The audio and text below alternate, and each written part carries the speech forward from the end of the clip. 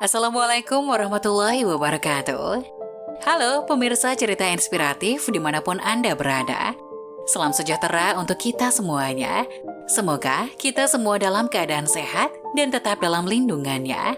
Kembali lagi dengan kami di channel Cerita Inspiratif, di mana kita akan berbagi kisah-kisah inspiratif penuh makna untuk Anda simak.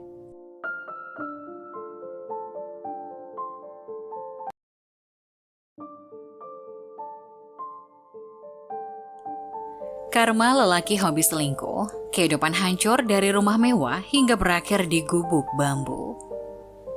Cinta memang segalanya, ia buta dan tak mengerti arah. Itulah yang dialami oleh Lasmi, gadis paling cantik di desa dan anak seorang sekdes yang memilih untuk jatuh cinta kepada pria miskin bernama Parno. Pria itu tidak dikatakan tampan atau jelek, tapi memang perilakunya sangat baik, sopan dan ramah kepada semua orang. Karena kebaikan itu pun, Lasmi sangat jatuh hati kepada Parno. Parno merupakan pekerja serabutan yang memang terlihat rajin dan serius dalam pekerjaannya. Kadang-kadang ia menjadi kuli bangunan, kadang-kadang ia menjadi juru parkir, dan ia juga pengepul barang bekas yang kemudian dijual lagi kepada juragan Rongso. Hingga suatu hari, kabar tentang hubungan asmara Lasmi dan Parno pun sampai ke telinga kedua orang tuanya. Ayahnya yang merupakan pejabat desa tidak rela dan merestui Lasmi jika ingin menikah bersama dengan pria miskin tidak berpendidikan dan penghasilan seperti Parno. Ayahnya yang panik pun segera menjodohkan Lasmi dengan pria pilihan ayahnya yang merupakan seorang PNS muda dari desa sebelah. Namun kekuatan cinta Lasmi ke Parno tidak silau dengan jabatan yang diemban oleh calonnya itu.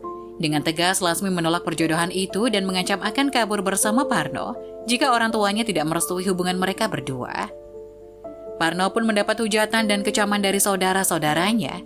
Mereka mengatakan bahwa Parno bermimpi terlalu tinggi karena ingin menikahi Lasmi. Bahkan teman-temannya pun mengejek Parno memakai dukun untuk membuat Lasmi cinta mati kepadanya. Tapi Parno menepis itu semua. Parno tidak pernah memakai dukun, apalagi memaksa cinta Lasmi kepadanya. Mereka adalah dua orang yang mencintai dengan tulus, dan Parno menegaskan akan berjuang untuk mendapatkan Lasmi. Suatu hari, Lasmi datang ke rumah Parno dengan kondisi berantakan. Ia membawa tas besar dan menangis sesenggukan sambil memeluk Parno yang bau keringat. Ia menangis karena tidak mau dijodohkan dengan pria lain. Parno yang miris dengan penampilan kekasih tercintanya itu pun menyuruh Lasmi masuk ke dalam rumahnya. Ia menenangkan Lasmi dan memeluknya erat. "Mas Parno, ayo kita kawin lari saja mas, aku tidak bisa hidup tanpamu mas," rengek Lasmi dalam tangisannya. Parno pun diam mendengar rengekan dari Lasmi kekasih tercintanya. Sejak ia berpikir hingga akhirnya Parno mengajak Lasmi masuk ke kamarnya. "Dek, kita tidak bisa mungkin kawin lari atau kabur karena mas belum cukup memiliki modal. Tapi jika kamu cinta sama Mas Parno, maka jalan satu-satunya untuk cinta kita, yaitu kamu harus hamil anak mas. Dengan begitu orang tuamu akan memberikan restu kepada kita. Kamu mau kan, Dek?" Lasmi pun mengangguk menyetujui ajakan dari Parno. Hingga akhirnya mereka pun melakukan hubungan terlarang di rumah itu. Malam harinya orang tua Lasmi, Pak Sugeng, marah besar mengetahui kalau Lasmi kabur dan membawa baju-bajunya. Ia pun langsung menuduh Parno sebagai tersangkanya. Dengan marah, ia mengumpulkan beberapa orang untuk datang ke rumah Parno dan menghajarnya. Tapi ketika Pak Sugeng dan rombongannya itu keluar rumah, dari kejauhan terlihat Lasmi diantar pulang oleh Parno. Ibu Lasmi pun langsung menangis memeluk Lasmi, bersyukur Lasmi mau pulang ke rumah. Ia juga berterima kasih kepada Parno karena telah mengantar Lasmi pulang. Langsung saja Lasmi dibawa masuk oleh ibunya, dan tinggallah Parno yang dipandang bengis oleh Pak Sugeng, ayah Lasmi. Dengan gemetar, Parno menjelaskan bahwa dirinya didatangi oleh Lasmi dan diajak untuk kawin lari. Tapi Parno sadar jika hal itu tidak boleh dilakukan. Parno pun memaksa Lasmi untuk pulang ke rumahnya agar namanya juga tidak tercoreng. Hingga Lasmi pun menurut dan mau diantar pulang oleh Parno. Mendengar penjelasan Parno, ayahnya masih tetap marah dan langsung mengusir Parno pulang ke rumahnya. Dirinya juga membubarkan perkumpulan orang yang tadi hendak menghajar Parno. Setelah kejadian itu, Lasmi pun dikurung di rumah. Ia tidak boleh keluar kecuali untuk membeli keperluannya dan dilarang untuk bertemu dengan Parno. Ia juga memberitahu para tetangganya ketika melihat Lasmi bertemu dengan Parno untuk segera melapor kepada dirinya dan akan diberi upah sebagai ganti laporannya itu. Hari berganti minggu, Lasmi terlihat makin kurus karena tidak punya selera makan. Ia juga kerap kali muntah-muntah gak jelas hingga membuat orang tuanya khawatir. Ayahnya memang cukup keras, tapi ayahnya tidak tega juga jika melihat Lasmi kesakitan seperti itu. Hingga didatangkanlah dokter ke rumah Pak Sugeng. Betapa perihnya hati Pak Sugeng ketika mendengar penjelasan dari dokter. Ternyata alasan dibalik sakitnya Lasmi adalah karena dirinya hamil. Pak Sugeng yang tak terima dengan penjelasan dokter pun memukul dokter itu dan meminta dokter itu memeriksa Lasmi dengan benar karena ia tahu persis bagaimana perilaku anaknya itu. Lasmi adalah anak yang penurut, ia tidak pernah keluar memakai pakaian terbuka, apalagi keluar malam.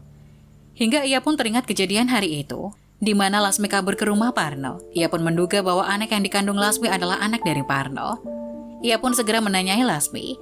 Benar saja, Lasmi mengakui bahwa dia telah melakukan hubungan terlarang dengan Parno yang membuat dirinya hamil saat itu. Perut Lasmi memang belum kelihatan, tapi lama-kelamaan fisik Lasmi akan berubah dan para tetangga pasti akan bergunjing soal keluarganya. Meski enggan, tapi Pak Sugeng juga tidak ingin nama baiknya tercoreng di desa itu. Hingga dengan terpaksa seminggu kemudian, diadakanlah pernikahan antara Lasmi dan juga Parno. Pesta pernikahan itu sangat sederhana namun penuh hikmat, disertai rasa haru dari Lasmi yang bahagia, karena akhirnya kisah cintanya berujung juga. Lelaki yang dicintainya kini sudah menyandang status suami dan tidak ada lagi halangan bagi cinta mereka. Ayahnya memang keras, tapi ia juga tidak ingin satu-satunya anak perempuan yang ia sayangi hidup menderita. Maka ia menghadiahkan rumah untuk ditinggali bersama dengan Parno. Karena ia tahu Parno penghasilannya tidak memungkinkan, ayah dan ibunya pun kerap mengirimkan uang kepada Lasmi untuk jaga-jaga. Kalau dirinya membutuhkannya. Mendapatkan semua itu Lasmi sangat bahagia, ia seperti sudah memiliki semuanya. Bulan berganti, Lasmi mengalami fase ngidam, yakni di mana ibu hamil sangat menginginkan makanan. Dan ayahnya harus menuruti kemauan ibunya itu. Ngidam Lasmi tidak pernah aneh-aneh, seperti kali ini. Hari ini Lasmi mengidam es kelapa muda yang ada di perempatan. Ia pun merengek kepada Mas Parno untuk membelikan es kelapa itu. Parno awalnya enggan karena dirinya sedang memperbaiki kulkas rumahnya yang rusak. Tapi demi istri tercintanya, ia pun segera mengambil uang yang ada di dompet Lasmi, lalu segera mencari penjual es kelapa. Sialnya, ketika sampai di penjual es kelapa langganan, Parno kehabisan kelapa muda untuk istrinya. Hal ini membuat Parno harus mencari tempat yang menjual es kelapa lagi. Ia menunggangi motornya hingga ke seberang desa, yang kebetulan dari kejauhan terlihat penjual es kelapa di pinggir jalan tak jauh darinya. Ia pun segera mengencangkan laju motornya dan sampai ke tukang es itu. Betapa terkejutnya Parno ketika melihat penjual es kelapa itu yang ternyata adalah sosok wanita muda cantik dan mulus dengan rambut terurai, persis seperti Lasmi di masa muda. Parno pun membandingkan kecantikan penjual es kelapa itu dengan istrinya yang sekarang menjadi kumal, kucel, dan terlihat gemuk karena hamil. Wah, bagai ketiban durian runtuh, istri ngomel di rumah malah disuguhkan bidadari nan cantik jelita. Bisik Parno seorang diri. Ia pun segera menghampiri penjual es kelapa itu dan memesan satu. Teh, es kelapa satu ya, esnya dipisah. Iya, bentar ya. Mendengar suara halus dari penjual es kelapa, membuat Parno senang bukan kepala. Ia tidak pernah mendengar suara ramah, ringan dari seorang perempuan. Yang ada istrinya hanya mengeluh dan mengomel minta ini itu setiap hari dengan keberanian tinggi. Parno pun mencoba mengajak penjual es itu untuk berbincang. Namanya siapa, Neng? Kok cantik-cantik jualan es? Saya Mira, Nggak apa-apa jualan es, yang penting halal. Ini esnya mau dibungkus atau diminum sini, Tanya penjual itu. Dibungkus aja, Neng, buat orang rumah lagi ngidam. Istrinya, Iya. Setelah selesai dibungkuskan, Parno pun membayar esnya itu sambil mencari kesempatan untuk bersalaman dengan Mira. Pucuk dicinta, ulang pun tiba. Rupanya Mira juga menyambut tangan dari Parno sambil tersenyum genit. Parno yang mendapat tatapan dan senyum genit dari penjual es itu senang bukan kepala. Ia pun berjanji akan datang setiap hari ke warung Mira untuk beli es kelapanya. Sampai di rumah, istrinya pun senang bukan main karena es kelapa yang kali ini dibawakan Parno beda dengan biasanya. Kali ini rasanya lebih segar dan manis, hingga sang istri pun tiap hari meminta dibelikan es kelapa yang sama oleh Parno. Parno yang mendengar permintaan istrinya pun senang. Menerima permintaan istrinya sekaligus mau cuci mata untuk ngapel ke Mira.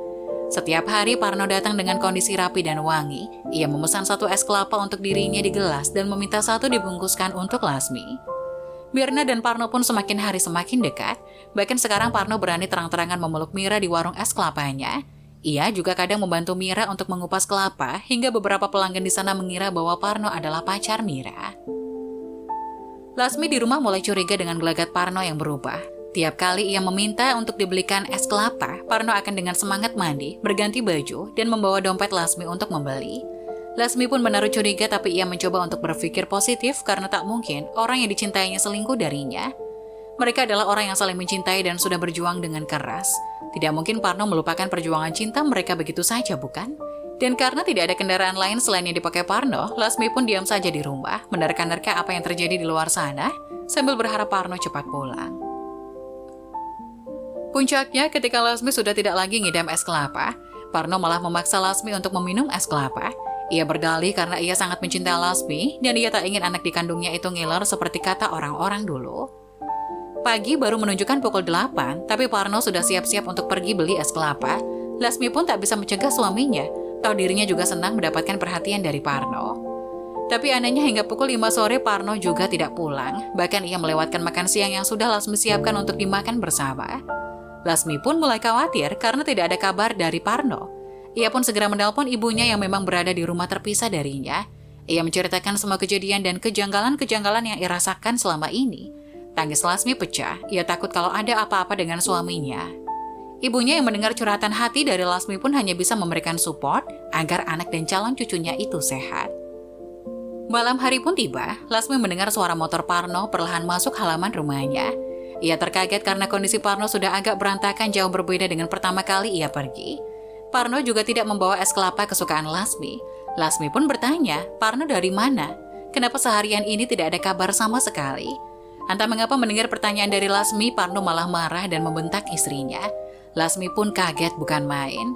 Karena seumur hidupnya, ia tidak pernah dibentak oleh siapapun. Bahkan ayah dan ibunya sendiri tidak pernah membentaknya. Lasmi menangis sesenggukan. Ia berharap dipeluk dan ditenangkan oleh Parno. Tapi rupanya Parno tidak peduli lagi dengannya. Hingga pagi harinya, Parno seperti biasa pergi keluar rumah dengan alasan ingin beli es kelapa. Tapi kali ini Lasmi mengikutinya dari belakang. Ia meminjam motor tetangga untuk mencari tahu apa yang membuat suami yang sangat ia cintai itu berubah. Hingga akhirnya ia mendapati pemandangan yang menghancurkan hatinya. Dirinya bagai disambar petir di siang bolong, melihat Parno memeluk mesra wanita lain dengan mata kepalanya sendiri. Ia tak menyangka bahwa pujaan hatinya yang ia cintai, yang Lasmi sudah korbankan segalanya untuk mendapatkan cintanya, sedang bermesraan dengan perempuan cantik yang tidak ia kenal. Dengan perasaan campur aduk, Lasmi pun pulang ke rumah sambil menangis. Ia segera mengemasi barang-barangnya dan pulang ke rumah orang tuanya. Di rumah orang tuanya, ibunya kaget mendapat Lasmi yang terlihat berbeda dari dulu dan kini sedang menangis. Lasmi pun menceritakan semua kejadian yang ia lihat hari ini kepada ibunya. Tak lupa ia juga meminta maaf karena telah menyakiti hati ibunya dulu saat dirinya dibutakan oleh cinta. Lasmi pun mengatakan bahwa dirinya ingin cerai dengan Parno suaminya. Mendengar tekad dari anak perempuannya, sang ibu pun dengan semangat mengurus surat perceraian Lasmi. Karena ayahnya adalah pejabat desa, surat cerai itu pun keluar tak lama setelah Lasmi pulang ke rumah orang tuanya. Mengetahui Lasmi sudah bersama orang tuanya dan sedang merencanakan perceraian, Parno pun kalang kabut. Pasalnya selama ini, ia hidup dari uang yang dikirim oleh orang tua Lasmi. Ia takut kalau satu-satunya sumber uangnya hilang, dan ia juga harus kehilangan Mira pedagang es kelapa cantik yang menjadi pujaan hatinya. Parno pun memohon dan meminta maaf kepada Lasmi untuk tidak diceraikan. Ia bahkan sampai bersujud dan menangis di depan kedua orang tua Lasmi meminta maaf atas kehilafan yang ia lakukan. Tapi sayang, karena Lasmi sudah kecewa dengan tindakan yang dilakukan Parno, Lasmi pun tidak memberi maaf kepada Parno dan melanjutkan proses perceraiannya. Hingga akhirnya keduanya pun resmi bercerai. Selang beberapa tahun setelah perceraian, Lasmi yang sudah punya anak itu pun akhirnya menikah dengan PNS yang sedari awal ingin dikenalkan ayahnya. Sedangkan Parno, selain diputuskan hubungan oleh Mira pedagang es kelapa karena tidak lagi memiliki uang, kini ia pun kembali miskin seperti dulu. Bedanya ia tidak mendapatkan kepercayaan lagi oleh penduduk desa untuk menjadi kuli yang memaksa Parno harus menjadi pemulung dan tinggal di rumah gubuk yang dulu.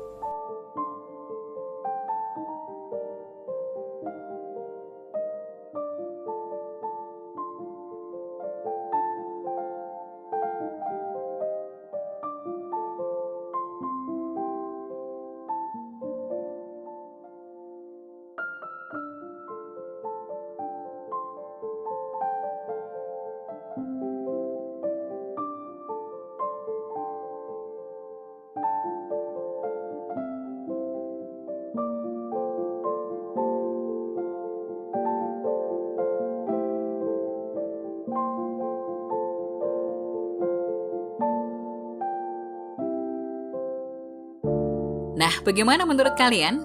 Jangan lupa tulis pendapat kalian di kolom komentar ya. Wassalamualaikum warahmatullahi wabarakatuh.